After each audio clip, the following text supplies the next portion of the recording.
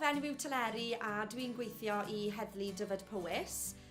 Fe benderfynais i astudio Astudiaethau Cyfieithu Proffesiynol Prifysgol y Aberystwyth oherwydd o'n i am datblygu fy nealltwriaeth o'r maes a gobeithio ychwanegu rhywbeth yn ychwanegol i fi'n bersonol a dwi'n bendant yn hapus bod fi wedi cwblhau a cyflawni ni.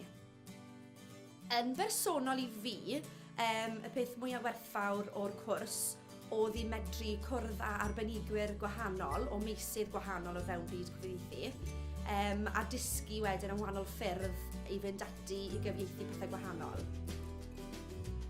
Bydd y cwrs yma'n bendant yn helpu fi'n y dyfodol oherwydd mae swyddogoriaeth Gymraeg ydw i ar hyn o bryd, felly mae cwblhau'r cwrs hyn wedi ychwanegu sgil ychwanegol i mi, felly mae'n rhywbeth dwi'n gallu datblygu a mynd ymlaen yn fy ngyrfa nawr. Mae'r cwrs yn bendant yn gwrs hyblyg, chi'n gallu ffitio mewn i'ch gwaith arferol chi. Dwi'n gweithio llawn amser a mae'n rhywbeth dwi wedi gallu wneud ochr yn ochr i weithio gyda'r heddlu.